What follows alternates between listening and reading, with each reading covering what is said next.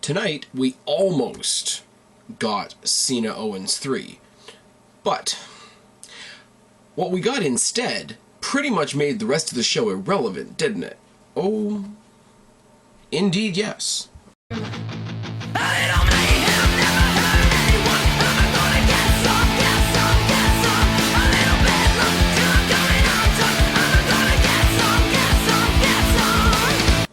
What's going on, everybody? It's your buddy, it's your pal Spaz, Phoenix, the YWC Reality Check, with your June 29th Raw is War, or no, Raw is War.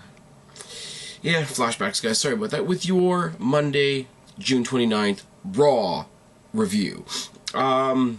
Slow build going into Battleground after, as I say, 2 pay-per-views in a row that got 2 weeks of build. One with 5 weeks of build seems like it's going slow, but we got some cool things. In the meantime, obviously we start off the show with a replay of the beatdown on Brock Lesnar last week by the Authority, and equally as obviously the Authority starts Raw this week. Seth Rollins, Kane, and J&J Security all come on out. Seth Rollins welcomes us to Monday Night. Rollins, which is a nice touch. They trash Washington, D.C. They don't know what power is. He says, I'm powerful. I can do what others can't. I took out Lesnar, which is a cheap shot at Roman Reigns, Cena, and he even takes the shot at Undertaker, which is funny because all the times that Kane and Rollins have fought in the past a little bit, it's because he's brought up Kane's family. But yes, he says, I took out Lesnar and I burnt Suplex City to the ground. Lesnar isn't here tonight, and good for him. He's on his way to Japan. Do you guys want me to review that show? Like, should that be a thing? Let me know down in the box below. He kisses J&J and K's asses and gives them all, you know, you do the old Ric Flair, you know, nice suits, Rolex watches. He gives them all Apple watches, which just makes me smile. Because, you know, I got this. Just saying. But he goes on then to kiss Kane's ass. He goes on to mention Kane's debut in '97 when he ripped the door off Hell in the Cell. And, you know, wrestling's never been the same. And Kane, of all people, has been the glue that kept WWE together for this long. For what, 17, 18 years now? That's a shot in the face of a lot of people. He gives Kane a trip to Hawaii, which is nice. But he says, before you go, before I send you off in style, we're going to have a tag team match. And guys, surprise, surprise, you'll never guess the match in a million years. It's a no disqualification tag team match with Seth Rollins and Kane versus Dean Ambrose and Roman Reigns. Kisses J&J Security's asses and gives them a Cadillac 2015 CTS, which has a sticker price of ridiculous dollars and no sense. And then the I don't know how to say this, because he just goes out there and he kisses their asses for like 20 minutes and then the segment just drops. You're hoping it gets interrupted by Ryback or Reigns or Ambrose or somebody, you know, take out the whole, like, oh, you know, all the people that couldn't take out Lesnar, could Triple H take offense to that? No, the segment just ends, which is, I mean, I know we're building the story of Rollins needs to build up all his backup to go face Lesnar at Battleground. I get that, but the segment was, and what was even more, was at the end of the segment we saw Big Show coming to the ring, and Big Show's taking on Mark Henry with The Miz on commentary. Are you as excited as I am? Boots and punches and a choke by Show, clothesline by Henry, and a headbutt and a splash. They trade some punches, but 2 weapons of mass destruction punches in a row. It's kind of a neat little thing that they do for 2 big guys. Weapon of mass destruction has Mark Henry on the ropes. He bounces back to get a second weapon of mass destruction and gets the win. Ryback runs in. They all brawl. Miz runs in, hits 1 boot on the Big Show, hits 1 big boot on the Miz. I can speak, I swear. Miz runs in as they are brawling, hits 1 big boot on Ryback, and fucks off. Ryback says we're supposed to fight later tonight. We're going to fight now instead. So that match starts. We start with a Thez press by Ryback and basketballing Miz's head off the ground, which is always good. Shoulders and blows in the corner by Ryback. Pillar to post and more shoulders in the corner by Ryback. eye rake and blows to the back from The Miz. Delayed vertical suplex by Ryback is really nice. Miz bails and eats guardrail, chop block, and from the knees DDT from The Miz. I love the from the knees DDT. It's a nice, snappy little thing. Miz beats on and rakes the face of Ryback, setting him up for a face lock. Close enough to a headlock that I'm going to say because he's a bad guy. Back and neckbreaker by The Miz and a boot. Spinebuster by Ryback. Miz bails. Ryback wins by countout. Oh, yes. Spinebuster by Ryback is a pretty decent looking thing. I have to believe that him debuting the Splash was because WWE are worrying one day he's going to botch doing the shell shock on one of these big guys. We have Alicia Fox not versus the Bellas. We have Alicia Fox with the Bellas in her corner versus Paige. We replay the history between Paige, the Bellas, Alicia Fox joining the Bellas, most of which has happened on SmackDown. If you've been following the fights on Wednesday night, you know some of this because I've talked about it sometimes. Collar and elbow tie to start. Arm and head snapmare by Paige, which is cool because it was a snapmare by the arm and the head, as the description would indicate. Arm bar. Trip and a knee to the face by Paige. Rapid forearms by Alicia Fox. Thez press and mounted punches by Paige. Paige on the outside takes down Alicia Fox right in front of the Bellas, right at their feet. It's all symbolic and shit. As we go to commercial break. As we come back from commercial break, we have a bit of bridging. It's not a vertical suplex. It's a vertical suplex from the gut into a bridge by Alicia Fox. It's nice. Corner elbows by Paige. Alicia Fox rides a headlock because she's a bad guy. Tilt-a-whirl backbreaker by Alicia Fox also looks really crisp. Alicia Fox goes back to the headlock in case we forgot that she's a bad guy. Paige hits a running knee and gets Alicia Fox in the corner. This is where I would usually say that somebody, fill in the blank person here, gets the 10 punches in the corner because she gets up on the second rope like she's going to do the 10 punches, but she does it with her knee, and it's at least 10. She gets the full 10 because she's a babyface, and then gets a few more for the hell of it. Paige transitions right from that to the rolling clotheslines, drop kick, and a super kick. Alicia Fox gets the roll up. Paige counters into a roll up of her own and gets the win in front of the Bellas, who are her nemesis.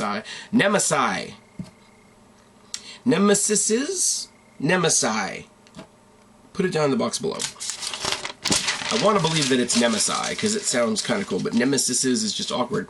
Here we go. The John Cena Open Challenge. And there, for once, this is the first time this has happened in a long time. I didn't have to write the John Cena Open Challenge. John Cena talks a lot because nothing was said. Immediately we hear Kevin Owens music. The match is introduced. Lillian Garcia comes in, does her thing. This match is for the U.S. title, the challenger, Kevin Owens, etc. Owens bails. He says, nobody's going to take that U.S. title from me, but I'm going to do it at Battleground. Unless it's this guy tonight. He introduces Cesaro. Which is funny, you would think, because Cesaro and Owens had a match on SmackDown where Cesaro kind of turned face if we wasn't face already. But we got John Cena versus Cesaro with Owens on commentary. Owens immediately picks on Byron Saxton to prove that it doesn't matter whether it's NXT or Raw, he's still going to pick on Byron Saxton because he can and because Byron Saxton. Both men trade headlocks at the beginning. Monkey flip by Cena. Collar and elbow ends up into a headlock by Cesaro. A catch and slam by Cesaro. They're doing the crisscross.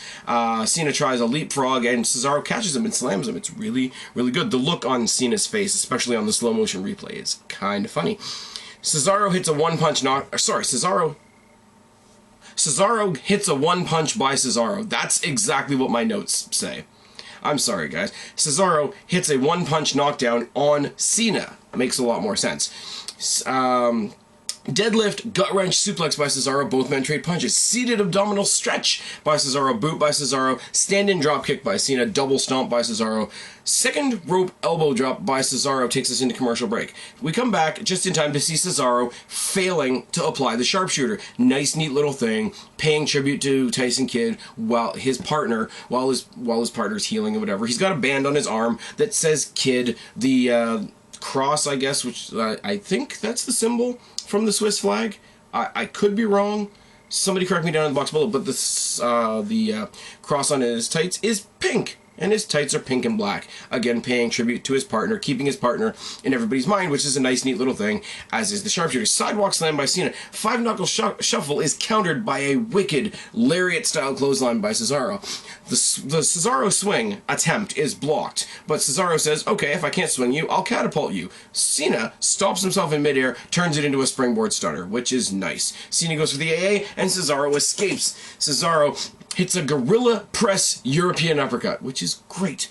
Cesaro tries for the neutralizer, which is countered into the STF by Cena, which is countered into a successful sharpshooter, which gets a really big reaction from the crowd. Second rope, deadlift, outside-in vertical suplex by Cesaro. Cena says, anything you can do, I can do better. He goes to the second rope. He hits a jumping tornado DDT, which, as much as it is Cena, I will have to admit is pretty damn nice. They trade punches and a boot by Cesaro. Cesaro goes for a top rope something, and Cena rolls through the way he usually rolls through when he's going to turn it into an AA, but kind of turns it into a weird sit-down facebuster DDT botchy-looking thing. Cesaro dropkicks Cena off the top rope to the floor. Cesaro runs a lap around the ring, ending it with a running uppercut into the rail. You know, sort of throwing Cena into the rail. But by the time we get back in the ring, Cena's got enough of his faculties back together that he hits the Destroyer. I'm not going to call it the Canadian Destroyer, because John Cena's not Canadian, and I am, so no. Neutralizer by Cesaro, and Cesaro hits the Cesaro swing and transitions it into another sharpshooter. That's enough for Owens. Owens comes in, jumps Cesaro, pop-up powerbombs by both men, and leaves the ring. But not before letting the whole world know that nobody is going to take the US title off John Cena but me. That is fucking beautiful. Sat there the whole time, watching his opponent at Battleground get absolutely destroyed, and not letting the person that did the destroying take any of the credit or the prize. Absolutely fucking brilliant. This is why Owens is one of the best things on Raw right now. We have a Wyatt promo for directed at Roman Reigns, which I'm not going to try and quote, but basically the idea of the promo is anybody but you deserves what you have, which is nice.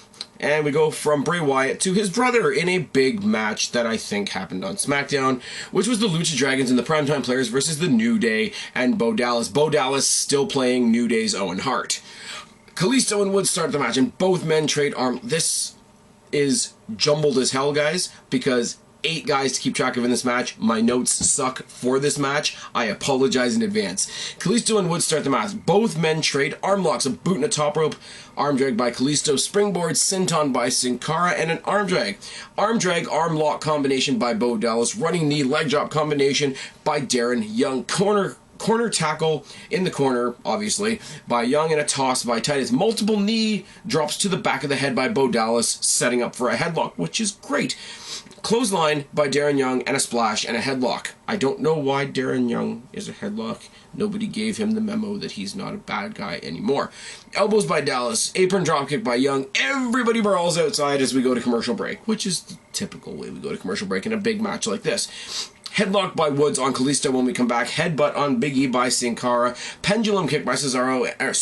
Cesaro was in the last match. Sin Cara, and a splash. Darren is tossed out. Bo hits him with a cheap shot. Quick tag mud holes by the heels. I explained this on the fights on Wednesday night last week.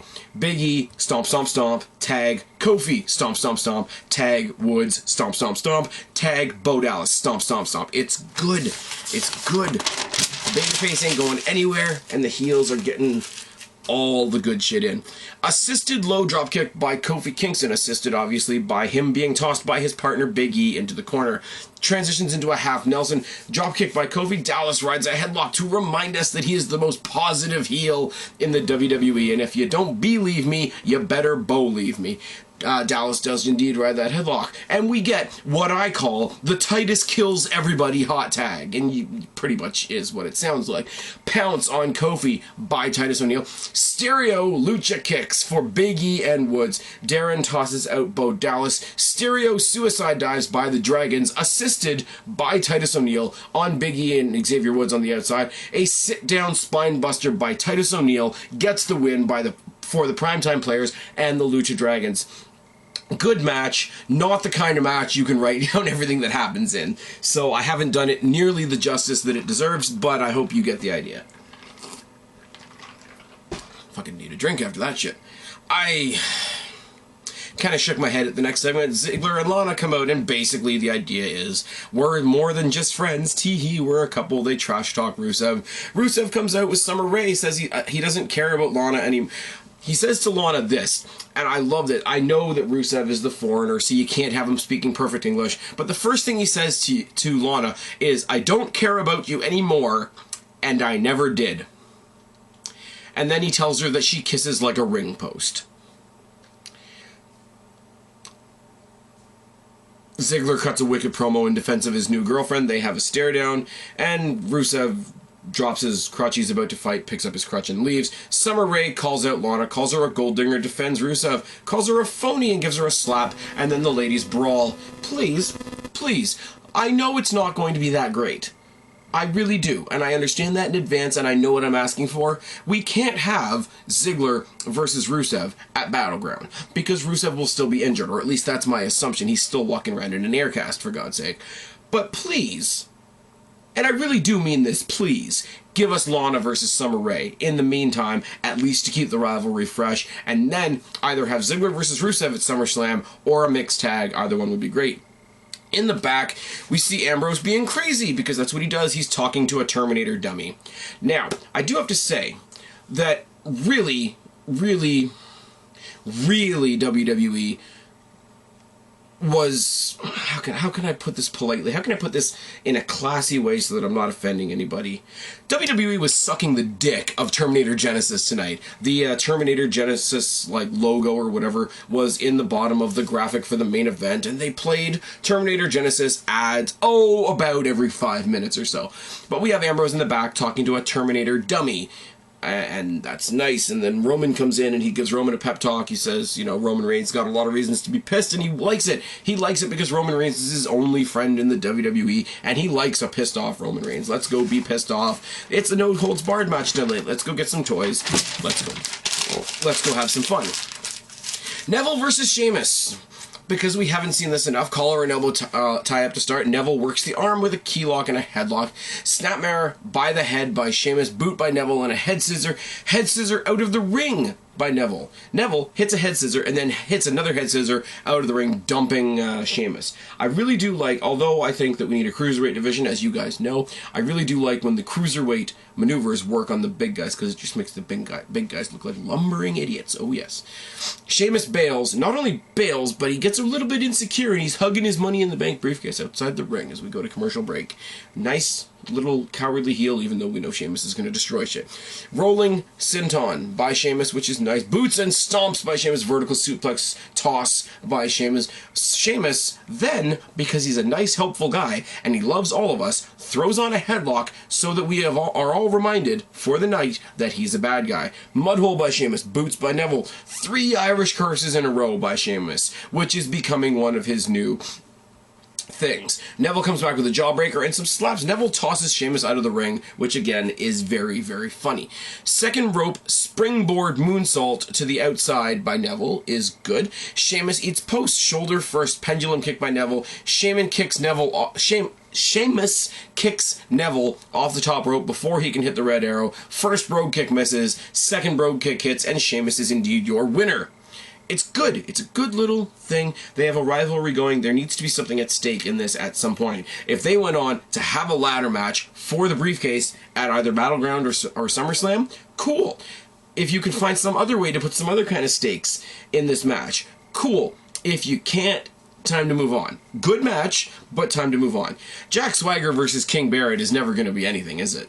Is it? No, it's not. Running slam by Swagger and a toss across the ring by Swagger. Ankle lock by Swagger. Barrett even eats the guardrail to help him out. But one cheap shot in the corner and a bullhammer, and Barrett gets the win. Because we needed to waste 5 minutes. I mean, not that I like it, but Barrett has kind of a rivalry going on with R-Truth. I would have at least liked to see an R-Truth run in on this, but we just didn't get it. The main event is a boring, generic, hardcore tag team brawl. And that's what I have written down. Whenever Kane is not involved in the match and you got the 3 ex-Shield members, it's great. J&J Security, for what they are good in their roles. Jamie Noble, with his busted ribs and everything, really still participated in this match, which is cool. He even did his part with the Shield 2.0 powerbomb at one point. The babyfaces get the advantage. Bray Wyatt appears, brawls with Roman, gives him sort of a rock bottom thing on the commentator's desk, which makes me think, for a second, you think about families in the WWE, you got Bray Wyatt and Roman Reigns that are feuding. You got Bray Wyatt's brother and Roman Reigns' cousin that had an altercation at a house show recently. So could we see Bray Wyatt, Bo Dallas versus Roman Reigns and The Rock? Could that be a thing? Probably not, but you know. Anyway, so Roman Reigns is taken out at the ringside area, at the commentator desk. Does the rock bottom thing to Roman Reigns on the desk. The desk doesn't break, which makes the whole move look kind of meh. But the Authority then win a 4-on-1 match against Ambrose. Essentially, beat the hell out of him. Roman tries to make the save. They beat the hell out of him, put him through a table. There's always a great dynamic between Rollins and Reigns, is there not? Authority, after a long and almost uncomfortably long beatdown, finally leave. Bray Wyatt just comes in, kind of big smile on his face. Hey, I guess it's my turn again. Pulls him to the center of the ring. Sister Abigail poses with him. Follow the buzzards, and that's how you end the show. It's good. I mean, as I say, Cena versus Cesaro was the crown jewel of this show, and everything else was secondary. I don't care what anybody says. But, I mean, we've got build towards the title match. We've got build towards that show in Japan that they're doing, because they mentioned Owens and his NXT title match versus Finn Balor. There we go. I got there in the end. We mentioned that Lesnar's going to be in Japan, or that he's already there, or whatever the hell they said.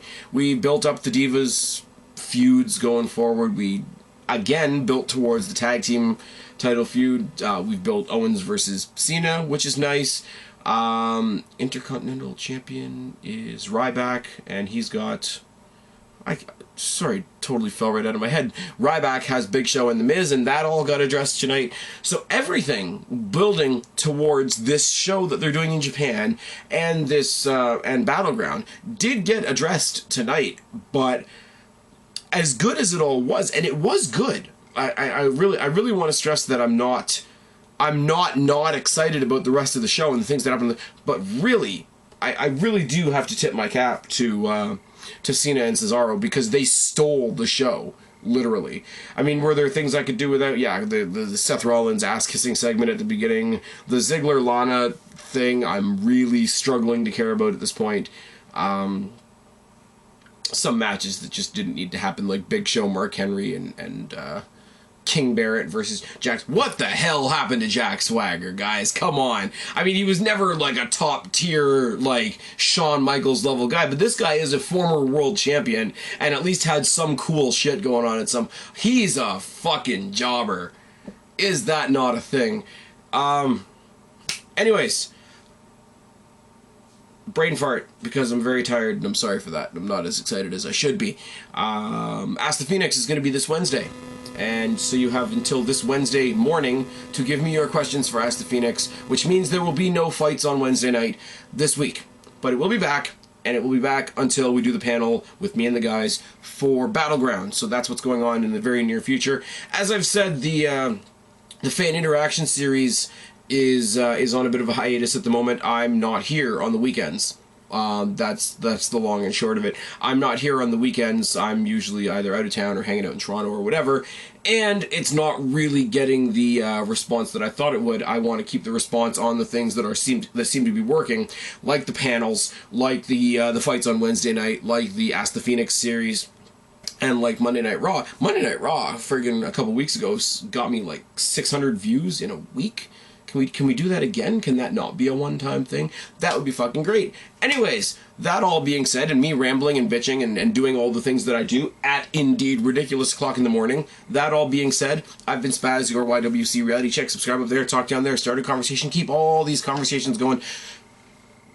Don't be a stranger, I'll talk to you to every last one of you later, but for right now, I'm tagging out. Bye!